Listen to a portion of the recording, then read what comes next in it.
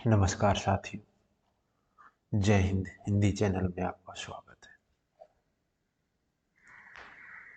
Last class में हम भक्ति काल का अध्ययन कर रहे थे। आज जो है उसको और आगे बढ़ाते हैं। लास्ट क्लास में हमने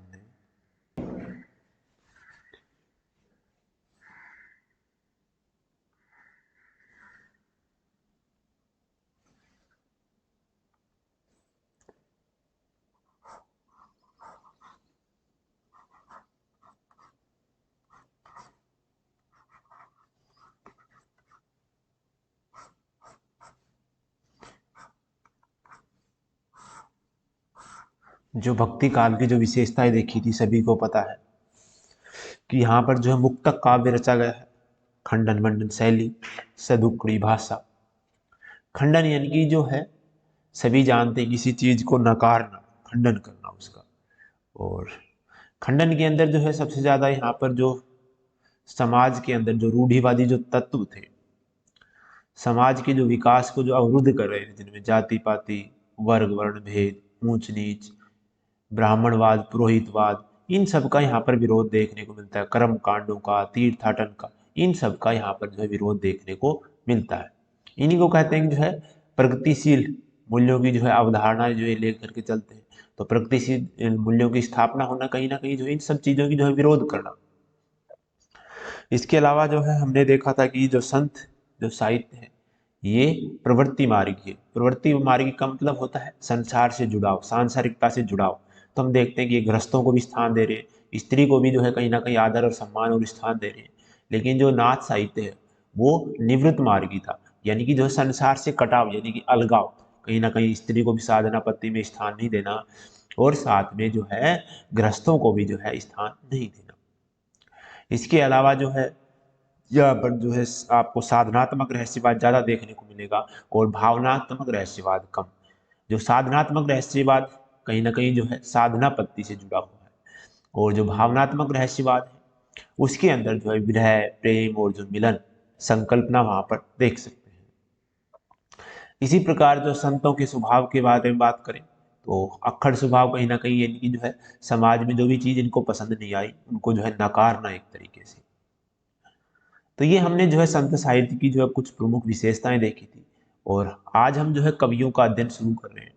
उस कवियों का अध्ययन शुरू करने से पहले, जैसे कुछ राजस्थान के बच्चे जो जुड़ते हैं ना, तो या फिर उत्तर प्रदेश के, यानी कि जो संत साहित्य है कहीं ना कहीं उत्तर भारत में फैल रहा है, तो ये ऐसे पूछ सकते हैं कि जो आपके जो है राजस्थान की जो है कौन सा जो संत कवि नहीं है, या फिर ऐसे पूछ सकते हैं कि जो है कौन सा संत कवि उत्तर प्रदेश से संबंधित नहीं है।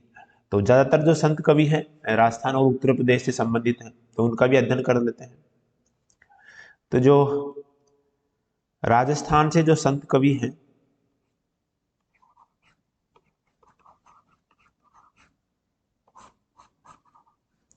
राजस्थान के प्रमुख संत कवि,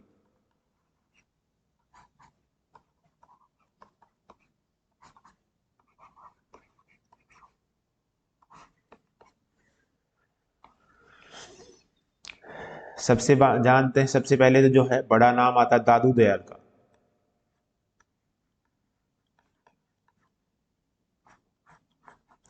और इन्हें जो है राजस्थान का कबीर भी कहा जाता है। इसके साथ ही जो है मीराबाई,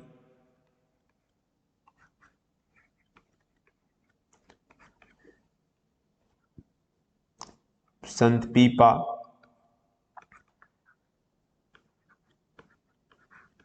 दरिया साहब,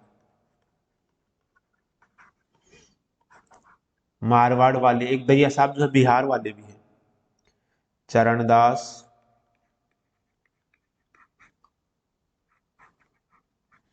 और चरणदास सभी जानते हैं कहीं ना कहीं अलवर से संबंधित और दिल्ली से इनका संबंध जो है जुड़ता है। और इनकी जो ये निर्गुण है, इनकी जो शिष्याएं हैं वो दो कवित्रा हैं, दयाबाई और सहजोबाई, ठीक है, वो सगुण मार्गी हैं। तो यहाँ पर देख सकते दादू दयाल हो गया, मीराबाई हो गया, पीपा, दरिया साहब, चरणदास, सुंदरदास,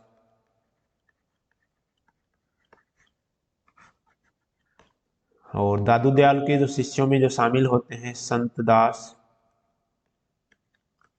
और रज्जब।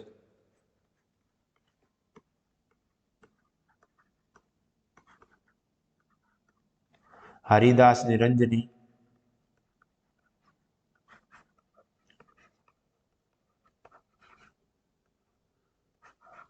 ये जो है राजस्थान के प्रमुख जो संत कवि हो गए।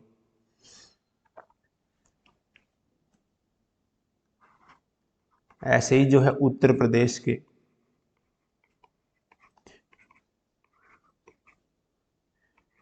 प्रमुख संत कवि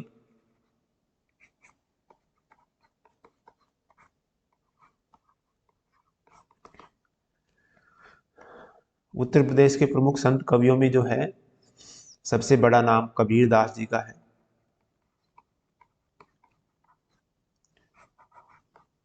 कबीर दास के साथ में जो है रैदास, रैदास के साथ में जो है धन्ना, मलूक दास, स्वामी जो है शिवदयाल महाराज और बावरी साहिबा, शिवदयाल महाराज।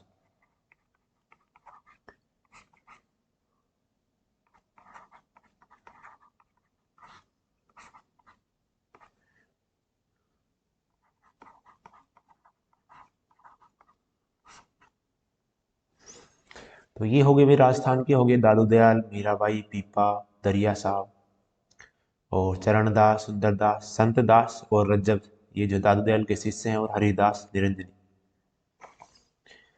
और सुंदरदास सबसे ज़्यादा जो पढ़े लिखे और शिक्षित जो है संत कवि माने जाते हैं।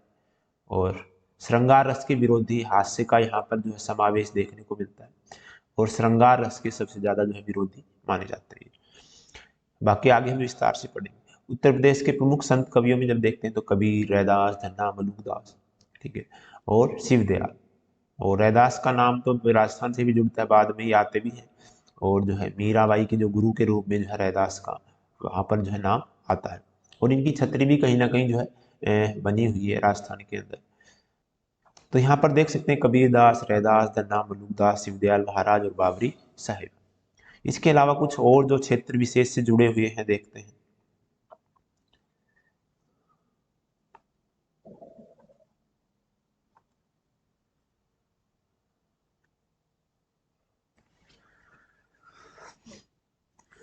जब महाराष्ट्र की बात करते हैं,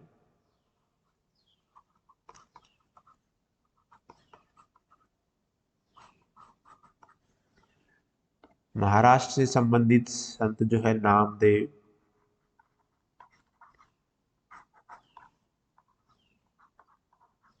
ज्ञानेश्वर, एकनाथ, तुकाराम, जो नामदेव है इनका भी हम अध्ययन भी करेंगे। और ये जो है संत परंपरा के जो है प्रवर्तक माने जाते हैं। अब मुझे ये भी बता दो आप लोग कि नाथ परंपरा के प्रवर्तक कौन है, आपको पता होना चाहिए, है ना, हमने पीछे बात की थी विस्तार से, तो इनमें कंफ्यूजन नहीं होना है, ठीक है। संत परंपरा के प्रवर्तक अलग हैं और नाथ परंपरा के प्रवर्तक अलग हैं। तो जो नाथ परंपरा के जो प्रवर्तक थे वो थे गोरखनाथ। और जो मत्स्येंद्र नाथ है सिद्धों और नाथों के बीच की कहीं ना कहीं कड़ी पर जो है स्थित कवि माने जाते हैं। तो कहीं ना कहीं कहा जाता है कि अंतिम सिद्ध और पहले नाथ, किसको, मत्स्येंद्र नाथ को। लेकिन जब प्रवर्तक की बात होगी तो किसको मानेंगे, गोरखनाथ को ही मानेंगे। तो संत ज्ञानेश्वर, एकनाथ, तुकाराम और जो है नामदेव, ये जो है महाराष्ट्र से संबंधित हो गए। इसके बाद में जो है बंगाल से संबंधित देखते हैं। जब बंगाल से संबंधित कवियों के हम नाम देखते हैं तो जयदेव,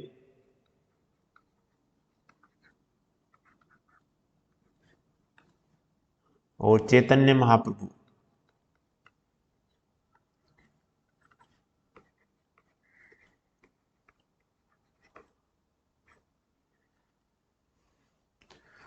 तो सभी ने देख लिया कि जो बंगाल से किसका संबंध है, जयदेव और चैतन्य महाप्रभु का।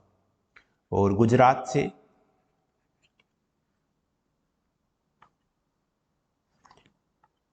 गुजरात से जो संबंध जुड़ता है वो जुड़ता है नरसिंह मेहता का।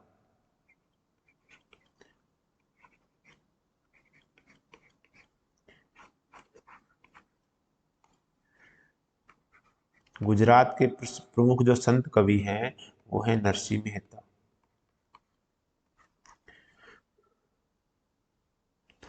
और असम से बताओ, असम के जो संत कवि हैं उनका नाम बताओ। शंकरदेव। शंकराचार्य अलग है, शंकराचार्य का संबंध बताओ कहां से है।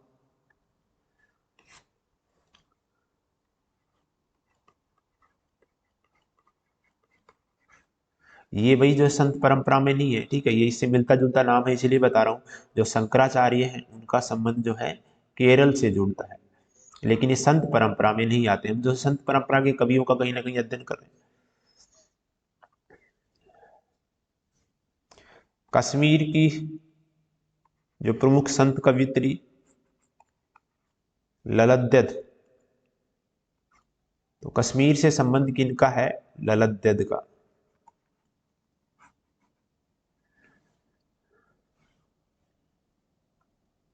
और उड़ीसा से, उड़ीसा के जो प्रमुख संत कवि हैं, तो एक बार इनको मैं मिटाऊंगा, ठीक है। जो महाराष्ट्र जो संत हैं, ठीक है, वो हो गए नामदेव, और जो संत परंपरा की पूरी जो संत परंपरा है उसके प्रवर्तक माने जाते हैं। लेकिन हम आगे भी बात करेंगे। लेकिन जो शुक्ल जी ने जो है निर्दिष्ट प्रवर्तक, यानी कि संत परंपरा का जो निर्दिष्ट प्रवर्तक है वो कबीर दास को माना। निर्दिष्ट मतलब कि निर्देश देने वाला बड़े स्तर पर। तो यहाँ पर हम देख सकते हैं ज्ञानेश्वर, एकनाथ, तुकाराम और नामदेव हो गए। बंगाल से जो है चैतन्य महाप्रभु और जयदेव, गुजरात से नरसिंह मेहता, असम से शंकरदेव और कश्मीर से ललद्यद। अब जो उड़ीसा से देखते हैं, उड़ीसा से जो प्रमुख जो संत कवि हैं, उड़ीसा से प्रमुख जो संत कवि हैं वो है चंडीदास।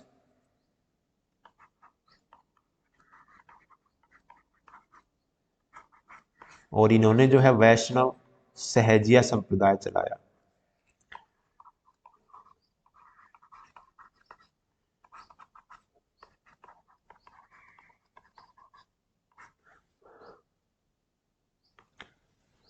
मध्य प्रदेश से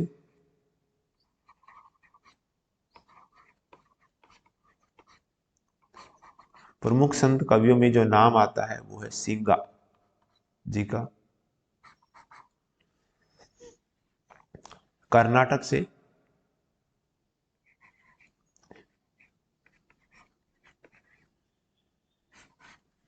कर्नाटक से जो प्रमुख जो संत कवि हैं, कर्नाटक से जो संत कवि हैं वो है पुरंदरदास।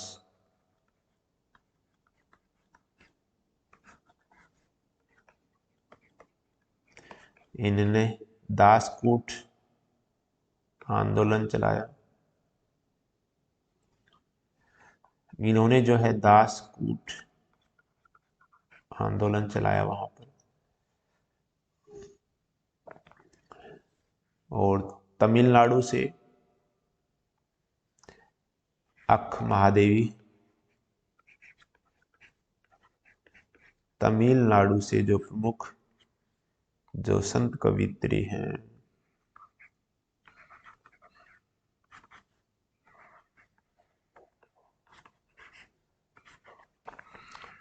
और जो बिहार से हैं, बिहार से जो संत कवि हैं उनमें जो है चरणी दास और दरिया साहब। एक दरिया साहब मारवाड़ी वाले भी हैं, एक दरिया साहब बिहार वाले भी हैं। तो ये जो दो नाम हैं ये है बिहार से संबंधित। तो हमने हर क्षेत्रों से जो है, हर राज्यों से कहीं ना कहीं जोड़ करके वहाँ की जो एग्जाम जो कमीशन है वो अपने जो है राज्य से जोड़ करके प्रश्न पूछता है कई बार। तो उड़ीसा से जो हो गए चंडीदास, और मध्य प्रदेश से जो है संत सिंगा, और कर्नाटक से पुरंदरदास, जिन्होंने दासकूट आंदोलन चलाया है, और तमिलनाडु से जो हो गए अक्क महादेवी, और बिहार से जो है चरणी दास और दरिया साहब। तो ये जो है कुछ प्रमुख जो संत कवि थे अलग अलग स्थान से।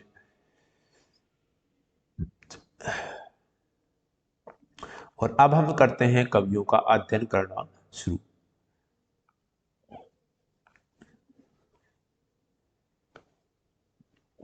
जिनमें जो प्रथम कवि हैं वो हैं, तो हम यहां से जो है संत साहित्य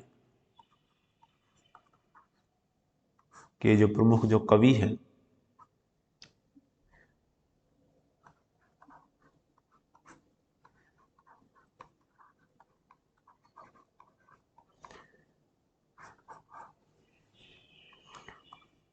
उनका जो है अध्ययन करते हुए चलेंगे।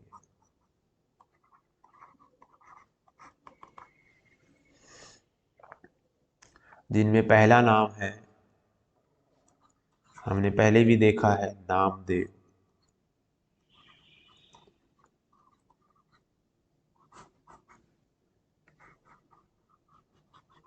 तो जो पहले जो हमारे जो कवि हैं वो है नामदेव, और इनको सभी जानते हैं। इनका सबसे पहले समय देखते हैं, तो इनका जो समय होता है वो होता है 1270 ईस्वी, और 1272 ईस्वी भी मिलता है, दोनों ही मिलते हैं। तो ठीक है, यहाँ पर क्रम तो कभी आज तक नहीं पूछा गया है। संत परंपरा में अगर दी रखेंगे तो हम इनको पहले ही रखेंगे, क्योंकि जो कबीर दास है ना, अगर दी वो देखते हैं तो 1398 ईस्वी में जो है उनका जन्म होता है। इनका कबीर दास का जो जन्म है 1398 है, तो उनसे तो काफी पहले है ये। क्रम में अगर ये रखवाएंगे तो हम रख देंगे इनको सबसे पहले संत परंपरा में। और इनके जो गुरु हैं वो हैं विसोबा खेचर। इनके जो गुरु हैं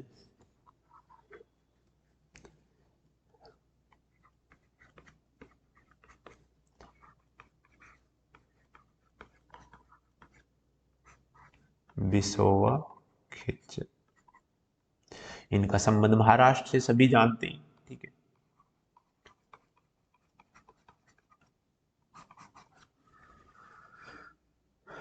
और ये जो हैं संत परंपरा के प्रवर्तक, संत परंपरा के प्रवर्तक। लेकिन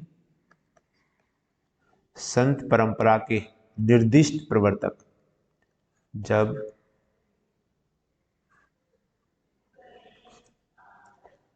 संत परंपरा के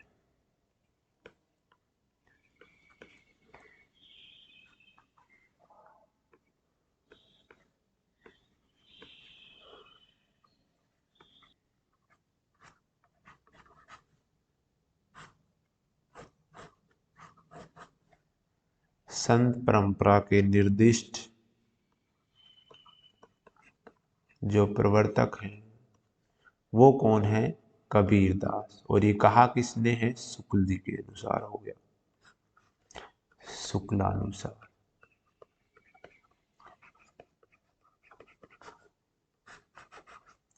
तो संत परंपरा के जो निर्दिष्ट प्रवर्तक हैं वो कौन माने गए हैं? कबीर दास। और कहा किसने है? शुक्ल जी ने। और इनकी जो रचना है, इनके जो पद हैं वो हैं अभंग। के अंदर जो है इनकी वाणियों का संकलन हमें देखने को मिलेगा।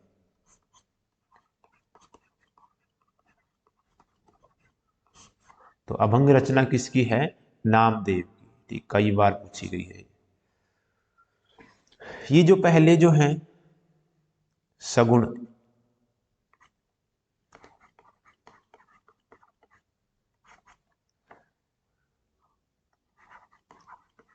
सगुण भक्त थे, जो बाद में जो है इन्होंने बिसोवा जो है खेचर जी से जो है दीक्षा लेकर के जो है निर्गुण संप्रदाय में कहीं ना कहीं जो है दीक्षित हो जाते हैं। तो इनका जो संबंध है वो निर्गुण संप्रदाय से जुड़ता है।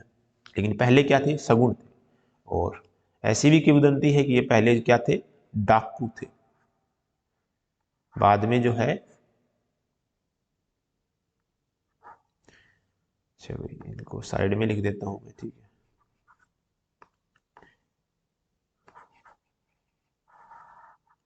हाँ,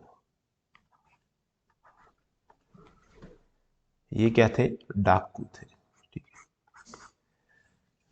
तो सही, इसके बारे में देख लेते हैं, पूरी जानकारी एक बार फिर से रिपीट करते हैं। 1270 में इसका जन्म माना जाता है, कहीं कहीं 1272 ईस्वी भी लिखा मिलता है। और कहाँ के रहने वाले हैं, महाराष्ट्र के, सभी जानते हैं। इनके जो गुरु हैं विसोबा खेचर है, ये पहले निर्गुण जो है सगुण भक्त थे, जो है इन्होंने जो है निर्गुण संप्रदाय में किसने दीक्षित किया, विसोबा खेचर जी ने। संत परंपरा के प्रवर्तक माने जाते हैं, ठीक है। सर्वमान मत ये है, लेकिन शुक्ल जी के अनुसार निर्दिष्ट प्रवर्तक की बात करेंगे तो कबीर दास हो जाएंगे। और अभंग जो है इनकी वाणियों का संकलन है, और ये प्रारंभ में डाकू थे, बाद में जो है भक्त बन गई, इनका जो है हृदय परिवर्तित हो जाता है। अब इनकी जो प्रमुख जो कुछ पंक्तियां हैं वो बार बार पूछी जाती है, ठीक है, वो देख लेते हैं एक बार। इनकी जो प्रमुख पंक्तियों में जो है,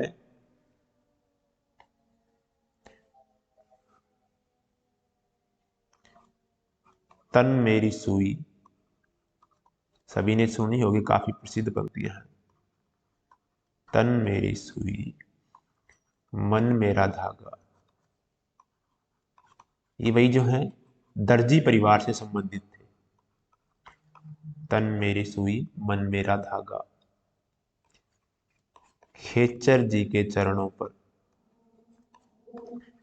खेचर जी के चरणों पर,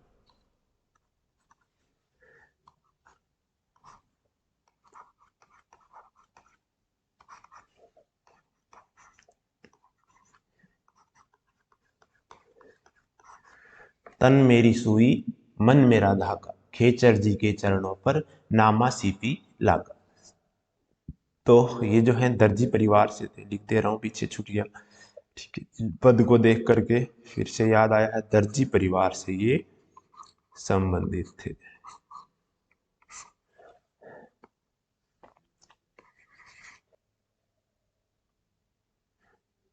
एक जो पंक्ति है, पांडे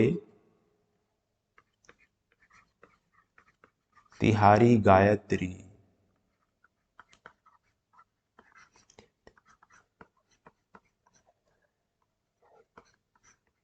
लोधे का खेत खाती।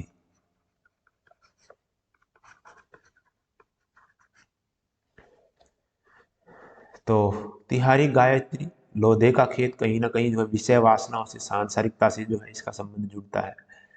और जो गायत्री का जो संबंध है, ये है इंद्रियों से जुड़ता है, ठीक है। और ये होगी विषय वासनाओं से।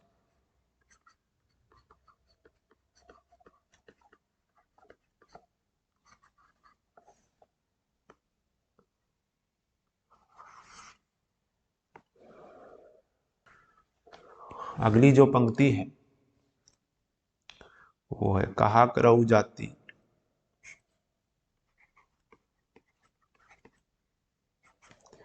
कहा करऊ पाती, कहा करऊ जाती, कहा करऊ पाती।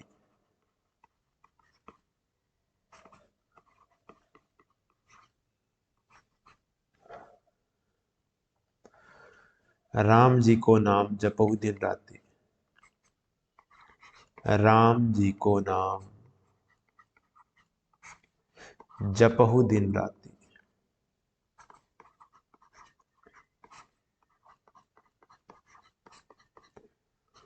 तो कहा करऊ जाती, कहा करऊ पाती, राम जी को नाम जपहु दिन राती, किसकी पंक्ति है, नामदेव की। तो तन मेरी सुई, मन मेरा धागा, खेचर जी के चरणों पर नामा सीपी लागा। पांडे तिहारी गायत्री, यानी कि इंद्रियां जो है लोधे का जो है खेत खाते, यानी कि विषय वासना में डूबी हुई है कहीं ना कहीं। कहा करऊ जाती, कहा करऊ पाती, राम जी को नाम जो है जपऊ दिन राती। तो ये जो पंक्तियां, एक पंक्तियां और जो पूछी जाती है, जो चौथी पंक्तियां हैं, चंद न होता सूर न होता,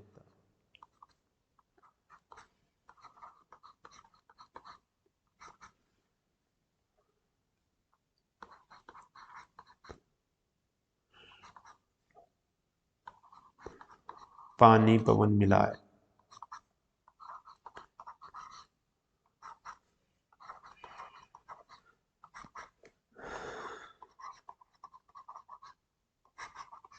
माई न होती बाप न होता, माई न होती बाप न होता, कौन कहाँ थे।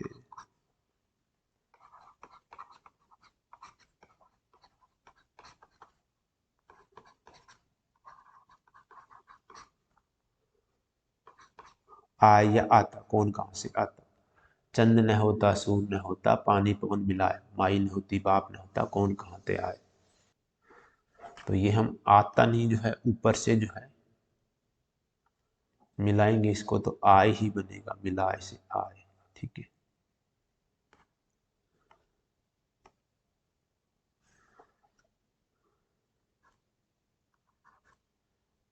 ठीक है। चंद न होता सूर्य न होता, पानी पवन मिलाए, माई न होती बाप न होता, कौन कहाँ से आए। आया आया, ठीक है। आए तो ऐसा लगेगा जैसे इनकम से।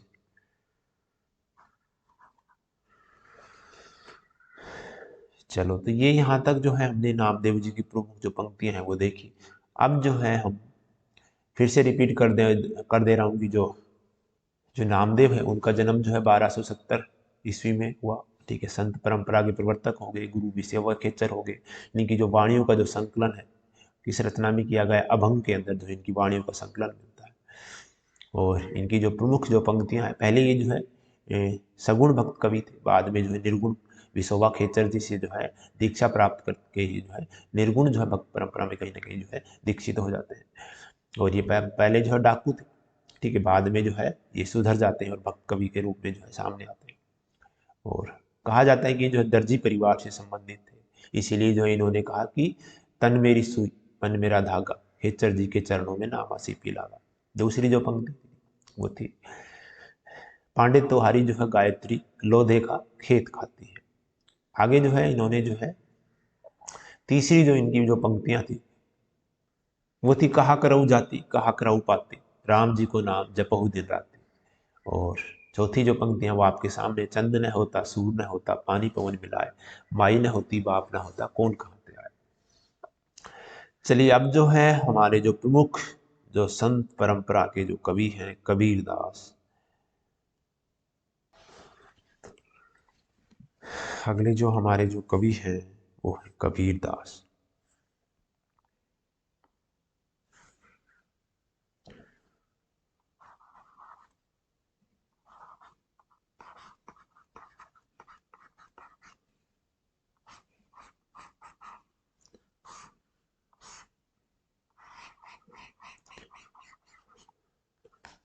और हम जो है आज शुरू करते हैं कबीर दास जी का अध्ययन। और सभी जानते हैं इनका जो जन्म है 1398 ईस्वी में हुआ। और काशी के लहर तारा से इनका जो है संबंध जुड़ता है।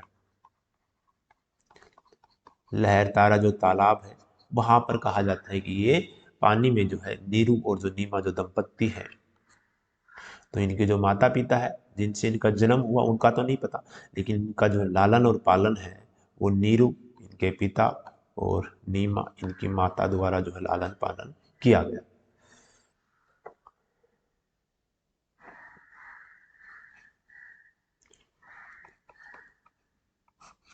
ठीक है, और नीरू इनके पिता होंगे।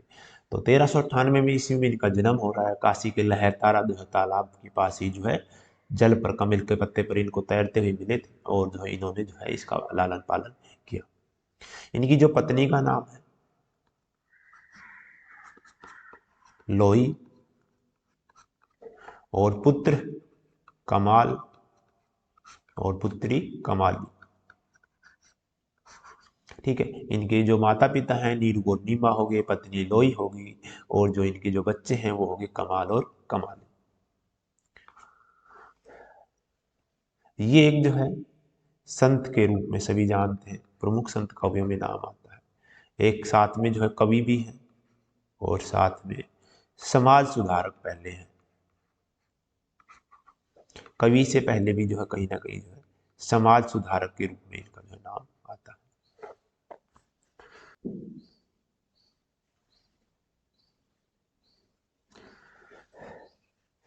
कबीर दास की जो जीवन से संबंधित इनकी जो जानकारी कहाँ कहाँ से मिलती है, जानकारी के स्रोत,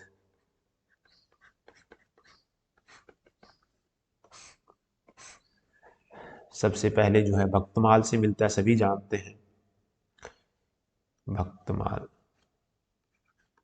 जो रचना है, इसका समय भी ध्यान रखेंगे, ठीक है, ठीक है, कई जगह पर, ठीक है, कई जगह पर, ठीक है, कई जगह 1585 भी लिखा मिलता है, लेकिन कहीं ना कहीं जो है 1584 जो है सही जो है माना गया है। तो 1585 के बजाय ध्यान रखेंगे 1584, अगर 1584 नहीं है तो फिर 1585 भी मान लेंगे। तो भक्तमाल के सभी जानते हैं, इसके जो रचयिता है वो है नाभादास, और इस पर टीका जो लिखी गई है सभी जानते हैं, रस प्रबोधिनी टीका।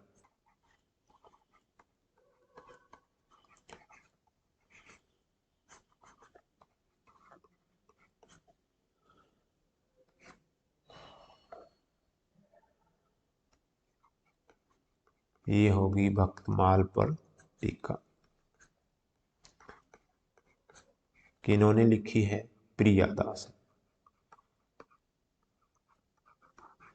और जो इसका जो समय है वो है 1645 ईस्वी।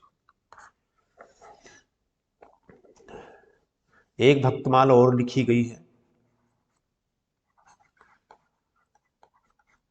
जिसके जो रचयिता है वो है राघोदास। तो भक्तमाल नाभादास ने लिखी है, रस प्रबोधिनी टीका प्रियादास 1645 ईस्वी में होगी है। और ये जो भक्तमाल है दूसरी, इसका समय ना भी ध्यान रखोगे तो भी चल जाएगा, ठीक है, ये 1660 ईस्वी में राघोदास द्वारा। इसके अलावा जो है यहीं पर लिख दे रहा हूँ कबीर चरित,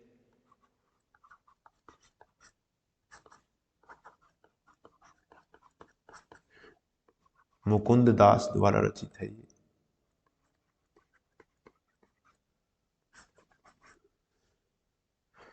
इसके अलावा जो कबीर साहब की परिचय,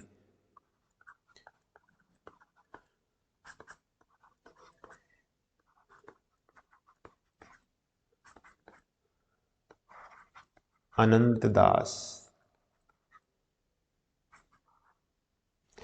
कबीर साहब की परिचय अनंत दास, और जो है गुरु ग्रंथ साहिब,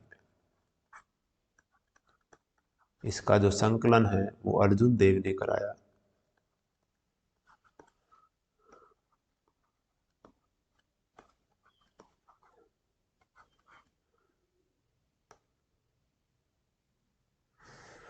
इसमें भी जो है कबीर दास के 471 पद मिलते हैं। ये जो 1398 में जो है काशी के लहर तारा के पास जो है ये मिलते हैं, कहीं ना कहीं जन्म जो है 1398 ईस्वी माना गया है। नीरू और नीमा इनके माता पिता हो गया, पत्नी लोई और बच्चे कमाल और कमाली प्रमुख संत कवि हैं, ये कवि भी हैं और समाज सुधारक भी हैं। इनकी जो जानकारी की जो स्रोतों में जो प्रमुख जो नाम आता है वो आता है भक्तमाल का, जो 1584 हम पहले मानेंगे, अगर नहीं है तो फिर 85 भी मान लेंगे, लेकिन 1584 को हम प्राथमिकता देंगे। नाभादास की है रस प्रबोधिनी टीका 1645 ईस्वी में, और ये भक्तमाल पर टीका लिखी गई है। भक्तमाल जो है राघोदास ने भी लिखी 1660 ईस्वी में। कबीर चरित मुकुंद दास द्वारा जो है लिखा गई है, और कबीर साहब की परिचय अनंत दास द्वारा लिखी गई है, और गुरु ग्रंथ साहिब अर्जुन देव द्वारा। और जो कबीर साहब की जो परिचय, इसका जो समय है ध्यान रखना चाहो तो रख सकते हो, नहीं तो रखोगे तो भी काम चल जाएगा, 1600 ईस्वी। तो ये यहाँ पर जो है हमने कबीर दास की जो सामान्य जानकारी है वो देखी। भाई जो वीडियो है ना थोड़ी सी लंबी होती तो ये हैंग होने लगता है लैपटॉप, तो नेक्स्ट क्लास में हम जो है इसको पूरा करेंगे, ठीक है। जो कबीर दास के बारे में हम बाकी जो जानकारी है वो नेक्स्ट क्लास में लेंगे। चलिए धन्यवाद साथियों। अगर यदि वीडियो पसंद आती है तो लाइक करें, चैनल सब्सक्राइब करें और अपने साथियों के पास शेयर करें। नेक्स्ट क्लास में हम जो कबीरदास से संबंधित जो भी जानकारी बची हुई है उसको और आगे बढ़ाएंगे। बाकी जो निर्गुण भक्ति से संबंधित जो भी कवि हैं उनके बारे में आगे अध्ययन हम करेंगे। चलो ओके।